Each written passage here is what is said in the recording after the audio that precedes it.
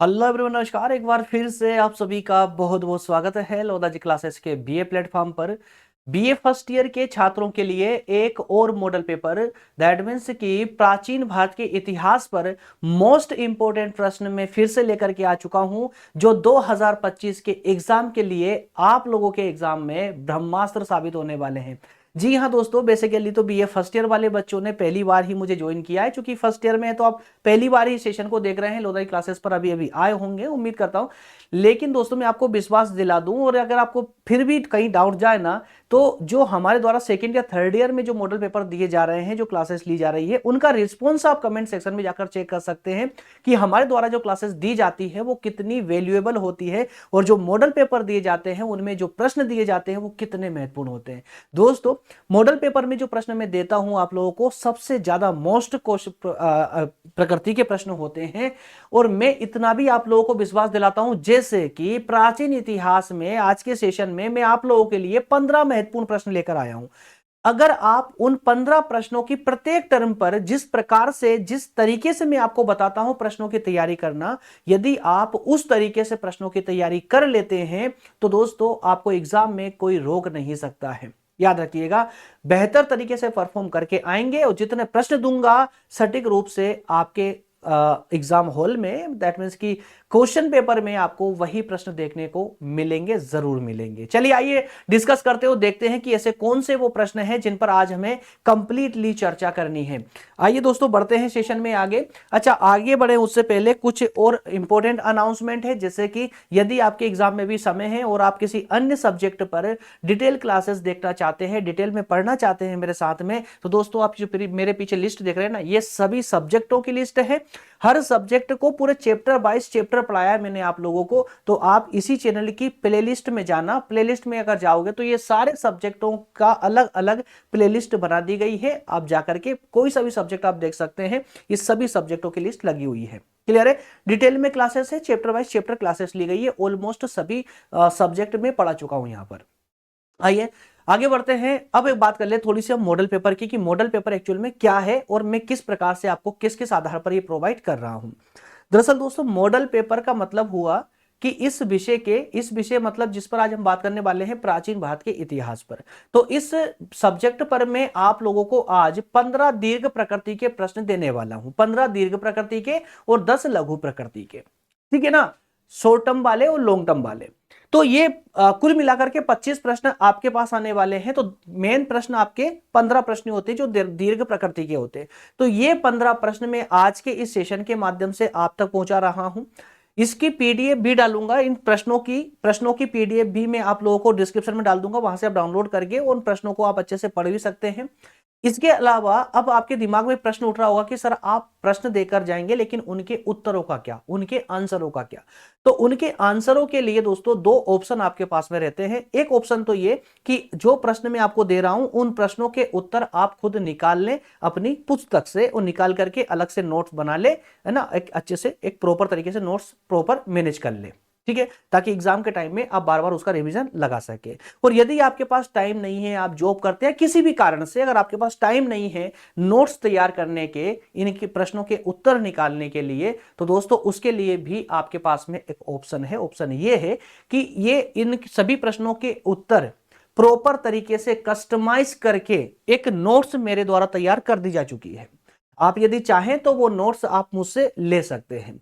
क्या करना होगा लेने के लिए? तो लेने के भी दो प्लान है, ध्यान से सुन लीजिएगा, सारी कंफ्यूजन यही खत्म हो जाएगी, फिर सिर्फ क्लास पर हम चर्चा करेंगे। पहला प्लान तो ये है कि यदि आप सिर्फ एक विषय की, किसी भी एक सब्जेक्ट की मॉडल पेपर की अगर आंसर शीट मतलब उत्तर पुस्तिका लेना चाहते हैं, तो उसके लिए आपको 99 रुपए का सब्सक्रिप्शन लेना होगा। उसमें आप बीए फर्स्ट ईयर के किसी भी सब्जेक्ट की उत्तर पुस्तिका ले सकते हो।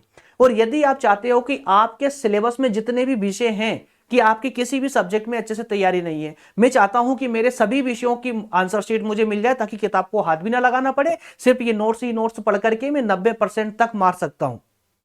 यदि आपके अंदर ये भावना है, जी हाँ, जो मैं आंसर शीट आपको प्रोवाइड करूंगा ना, उस आंसर शीट में इस प्रकार से प्रॉपर तरीके से सभी प्रश्न मैनेज होंगे, सभी प्रश्नों के उत्तर मैनेज होंगे कि आपको पढ़ने में मजा भी आएगा, रुचि भी आएगी, और साथ ही साथ में वो कॉन्सेप्ट आपके मस्तिष्क में उतरता चला जाएगा। एकदम आसान शब्दों का प्रयोग करके मैंने नोट्स तैयार की है।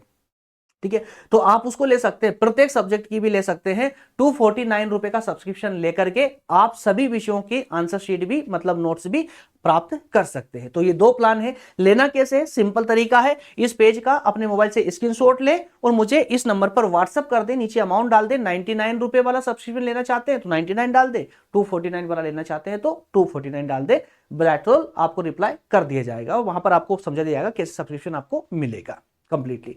क्लियर हुआ दोस्तों? चलिए अब आगे बढ़ते हैं और लेते हैं अपनी क्लासेस को कंटिन्यू करते हैं और अब देखते हैं कि प्राचीन भारत के इतिहास में वो कौन से 15 प्रश्न हैं जो बहुत ज्यादा इंपॉर्टेंट है 2025 के एग्जाम के लिए।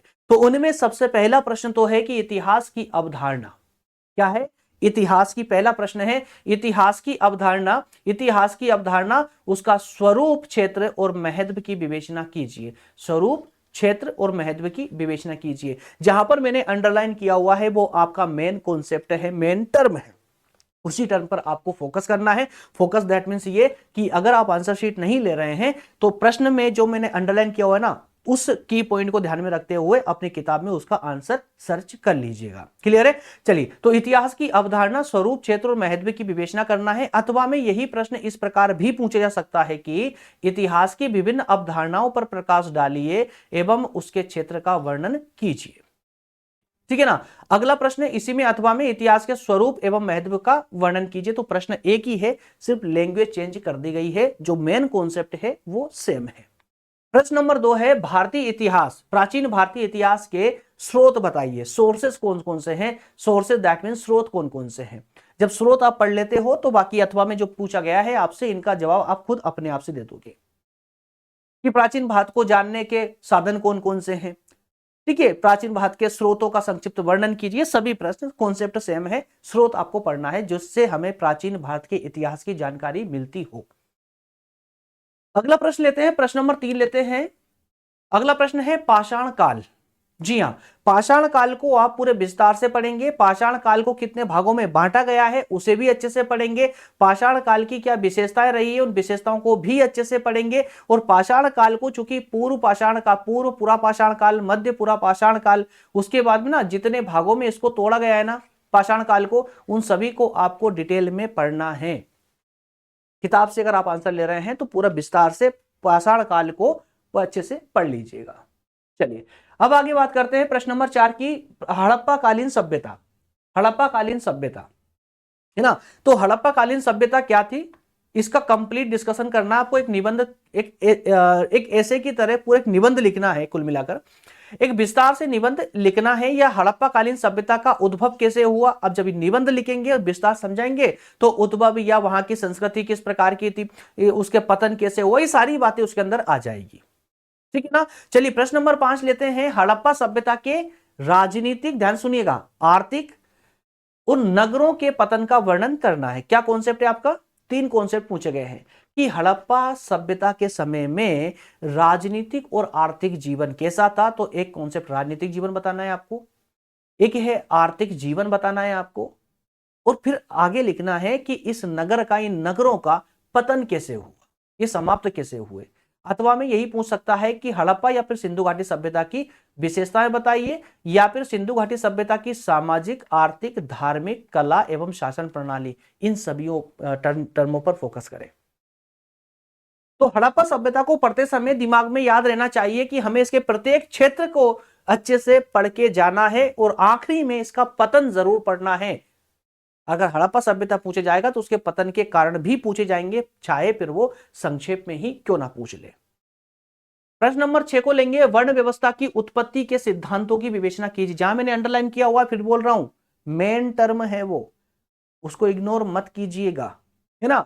तो वर्ण व्यवस्था की उत्पत्ति के सिद्धांतों की विवेचना कीजिए। जब मैंने बोला आपसे कि वर्ण व्यवस्था की उत्पत्ति के सिद्धांतों की विवेचना करना है, तो इसका मतलब क्या करना है, अगर आप में से कोई भी, अगर है ना, थोड़ा सा एडवांस सोचने वाला बच्चा होगा ना, तो वो क्या करेगा, मेन टर्म पर फोकस करेगा। वर्ण व्यवस्था पढ़नी है हमको, दैट वर्ण व्यवस्था जब विस्तार से पढ़ेंगे तो उसमें उत्पत्ति, सिद्धांत सब आ जाएगा। क्लियर है? तो वर्ण व्यवस्था का वर्णन करते हुए उसका आलोचनात्मक मूल्यांकन करना है, मतलब कि आखिरी में उसकी आलोचना भी बतानी है, आलोचना भी करनी है। प्रश्न नंबर 7 है 16 महाजनपद। डिटेल में बताना है आपको कि 16 महाजनपद कौन कौन से थे, उनको विस्तार से वर्णित करना है, बताना है। सभी 16 ही महाजनपदों के नाम बताना है, उनकी विशेषताएं बतानी है, उनके उद्देश्य बताने हैं। प्रश्न नंबर 8 लेते हैं, बौद्ध धर्म के सिद्धांत और प्रसार होने के कारण।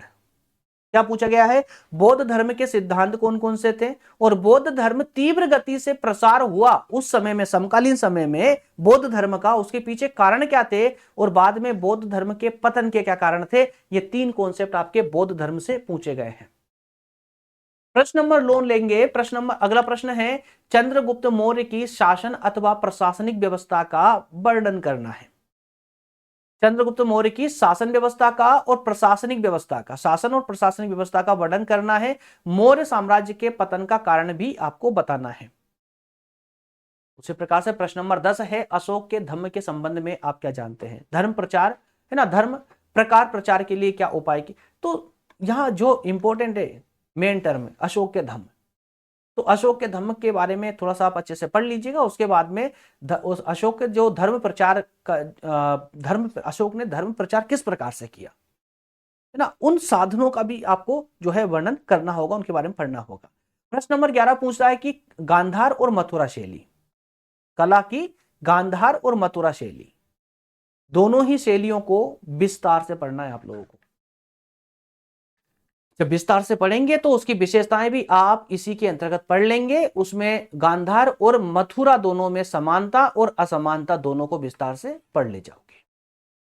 तो मेन कॉन्सेप्ट है, प्रश्न की भाषा मायने नहीं रखती है, मायने रखता है प्रश्न का कॉन्सेप्ट, मतलब प्रश्न में पूछा क्या गया है। और एग्जाम सेंटर में प्रश्न ऐसे पढ़ो कि एक ही बार पढ़ने में समझ आ जाए, दूसरी बार पढ़ने की जरूरत ही ना लगे, क्योंकि टाइम वेस्ट नहीं करना है एग्जाम में। प्लस क्वेश्चन पेपर खोला, एक बार पढ़ा, दिमाग में क्लिक हो जाना चाहिए कि ये मुझे याद है या नहीं है। तो जैसे प्रश्न में पढ़ने की आपके अंदर आदत डाल रहा हूं, ये अंडरलाइन कर करके, उस तरीके से अगर आप प्रश्नों को पढ़ना शुरू कर देते हैं तो यकीन मानिए दोस्तों, कभी भी आपको एग्जाम सेंटर में प्रश्न को दोबारा पढ़ना नहीं पड़ेगा। वो जब अच्छे से प्रश्न पढ़कर अच्छे से समझ आ जाएगा तो उसका प्रश्न भी बेहतर तरीके से आप लिख करके आओगे। चलिए अगला प्रश्न लेते हैं, फाहियान। फाहियान कौन था, उसके द्वारा वर्णित तत्कालीन भारत की दशा का विवरण। तो फाहियान जब भारत में आया तो उसने भारत के विवरण किस प्रकार से दिया कि उस समय भारत की स्थिति कैसी थी, क्या बोला फाहियान ने। अथवा में है, फाहियान ने चंद्रगुप्त द्वितीय के समय उत्तर भारत की राजनीतिक, सामाजिक और धार्मिक स्थिति का विवरण दिया था, उसी विवरण की विवेचना करनी है। तो चंद्रगुप्त द्वितीय के समय में राजनीतिक स्थिति किस प्रकार की थी, सामाजिक स्थिति किस प्रकार की थी, या धार्मिक स्थिति किस प्रकार की थी, ये आपको समझाना होगा। प्रश्न नंबर 13 है कि भारतीय सभ्यता एवं संस्कृति में पल्लवों के योगदान का वर्णन कीजिए। तो पल्लव, यहां पर पल्लव प्रशासन शासन आ जाता है, पल्लवों का शासन आ जाता है, तो पल्लवों का योगदान यहां पर बताना है आपको भारत की सभ्यता और संस्कृति में। इसके अलावा दक्षिण भारत के इतिहास में पल्लव राज्य के काल का क्या महत्व रहा है, व्याख्या कीजिए। सिंपल वे में है ना। प्रश्न नंबर 14 है, सेकेंड लास्ट प्रश्न है, बृहत्तर भारत क्या है? बृहत्तर भारत क्या है? Single concept. यदि एग्जाम में, देखिए एक बात और याद रखिएगा, वहां पर एग्जाम में एग्जामिनर एक चालाकी करता है आप लोगों के साथ में, पता है क्या? जब दीर्घ प्रकृति वाला प्रश्न पूछना होता है ना, तो ऐसा प्रश्न वहां पर रखेगा जिसका कंटेंट बहुत कम हो। याद रखना, कभी ध्यान देना एग्जाम सेंटर में कभी जाओ तो, जब एग्जाम पेपर आपके पास भी हो ना, तो कभी उसको पढ़िए और फोकस कीजिए। दीर्घ प्रकृति के प्रश्न में आपसे ऐसा प्रश्न पूछेगा जहां पर आपके पास कॉन्सेप्ट ज्यादा हो ही ना। जैसे वहां रख देगा बृहत्तर भारत से आप क्या समझते हो, दैट्स ऑल। अब इसको 1000 शब्दों में कैसे लिखोगे? वो लघु प्रकृति में पता क्या बोल देगा, वो बोल देगा प्राचीन काल में भारत के अन्य देशों के पर हुए सांस्कृतिक प्रभावों का वर्णन कीजिए। दक्षिण पूर्वी एशिया के साथ भारत के सांस्कृतिक संबंध किस प्रकार के थे, बताइए। एक दो कॉन्सेप्ट को और साथ में चिपका देगा। मतलब लघु प्रकृति वाले प्रश्न में जहां पर हमें चंद शब्दों में उत्तर लिखना होता है, वहां पर प्रश्न में बहुत सारी चीजें पूछ ली जाएगी ताकि बच्चा कंफ्यूज हो जाए। और दीर्घ प्रकृति में जहां पर कॉन्सेप्ट बहुत सारा लिखने के लिए चाहिए, वह प्रश्न ऐसा रखेगा जहां कॉन्सेप्ट ही नहीं है लिखने के लिए। इसलिए बोलता हूं दोस्तों, स्मार्ट बनिए, कॉन्सेप्ट पर फोकस कीजिए। कॉन्सेप्ट पर फोकस करोगे, आप अपने आप लिखते चले जाओगे। जब मैं कहता हूं बृहत्तर भारत, तो बृहत्तर भारत के सिर्फ कारण मत देखिए, व्यापारी के सांस्कृतिक संबंध को मत देखिए, बृहत्तर भारत के संबंध में 360 डिग्री के साथ उसको पढ़िए, उसकी चारों तरफ की यात्रा कर लीजिए, क्या क्या हो सकता है इससे रिलेटेड, बृहत्तर भारत से संबंधित क्या क्या हो सकता है, उसके प्रत्येक पक्ष को पढ़ मारिए। फिर पूछे कहां से पूछेगा, यू विल बी एबल, प्रत्येक प्रश्न का आंसर आप आसानी से दे पाओगे, है ना। चलिए आखिरी प्रश्न है सीरीज का, भारत में अरबों के आक्रमण व उनके प्रभावों का वर्णन कीजिए। भारत में अरबों के आक्रमण और उनका प्रभाव, तो अरबों का जब भारत पर आक्रमण होना प्रारंभ हुआ और उन अरबों के आक्रमण का भारत पर क्या प्रभाव पड़ा, प्रभाव भी बताने हैं, साथ ही साथ में मोहम्मद गोरी के भारत के आक्रमण के जो उद्देश्य थे उन उद्देश्यों का वर्णन करना है। अब यदि आपको नॉलेज हो, यदि आप प्रॉपर मुझे फॉलो कर रहे हो, तो आपको पता होना चाहिए कि प्राचीन भारत के इतिहास वाला विषय मैं पूरी तरह कंप्लीट कर चुका हूं, इसी प्लेटफॉर्म पर पूरा डिटेल में चैप्टर वाइज चैप्टर आप लोगों को पढ़ा चुका हूं, पूरी तरह कंप्लीट कर लिया हमने इस विषय को। वो समय हो एग्जाम में तो जाइएगा इस चैनल की प्लेलिस्ट में, प्राचीन भारत के इतिहास वाली प्लेलिस्ट मिल जाएगी आपको, उसे क्लिक करना, chapter wise chapter detail classes मिलेगी वहां पर, आधे से पौने पौने घंटे की क्लासेस है, देखिए विस्तार से और नॉलेज लीजिए इतिहास का, समझिए इनको पूरे विस्तार से। क्लियर है। तो इस प्रकार से 15 प्रश्न आपके दीर्घ प्रकृति के कंप्लीट हो चुके हैं। अब फटाफट हम बात करेंगे 10 लघुत्तरीय प्रश्नों की। चलिए शुरू हो जाइए, 2 मिनट में 10 प्रश्नों को समझ लेते हैं। पहला प्रश्न है 16 संस्कार और 4 पुरुषार्थ। 16 संस्कार और 4 पुरुषार्थ पर आपको है ना संक्षेप में वर्णन करना है। प्रश्न नंबर 2 है जैन धर्म के सिद्धांतों को बताना है। प्रश्न नंबर 3 में पूछा गया है आपसे कि भारतीय इतिहास में अशोक एक महान शासक क्यों कहलाता है, उन कारणों का वर्णन करें। प्रश्न नंबर 4 है मौर्य युग की कला और स्थापत्य कला का विवेचन कीजिए, मौर्य काल के बारे में संक्षेप में वर्णन कीजिए, ये अथवा में है। प्रश्न नंबर 5 है शुंग एवं सातवाहन कालीन सांस्कृतिक स्थिति पर प्रकाश डालिए। वहीं प्रश्न नंबर 6 समुद्रगुप्त को भारत का नेपोलियन क्यों कहा जाता है, इस कॉन्सेप्ट का वर्णन कीजिए, इसकी विवेचना कीजिए। प्रश्न नंबर 7 है गुप्तकालीन प्रशासनिक व्यवस्था का वर्णन करते हुए गुप्त साम्राज्य के पतन के कारण बताना है आपको, पतन के।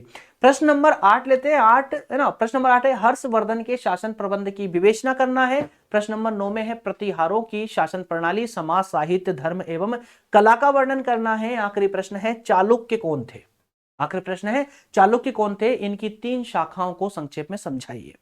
तो ये 10 प्रश्न आपके लघु प्रकृति के, मैं फिर से रिपीट कर दूं, 15 प्रश्न दीर्घ प्रकृति के दिए मैंने आपको और 10 प्रश्न दिए हैं लघु प्रकृति के। ये सभी प्रश्न अनिवार्य हैं, अनिवार्य रूप से प्रत्येक प्रश्न की प्रत्येक टर्म को डिटेल में कंप्लीट करना है, चाहे आप आंसर शीट ले, चाहे आप आंसर शीट ना लें, चाहे आप गूगल से तैयारी कर रहे हो, किताब नहीं हो आपके पास, गूगल से पढ़ रहे हो या किसी किताब से पढ़ रहे हो या किसी 20 से पढ़ रहे हो, कहीं से भी पढ़ो, कुछ भी करो, जो प्रश्न मैंने दिया है इनके आंसर निकाल करके अच्छे से तैयारी दोस्त कर लेना, अगर एग्जाम में अच्छे परिणाम की उम्मीद रखते हो तो।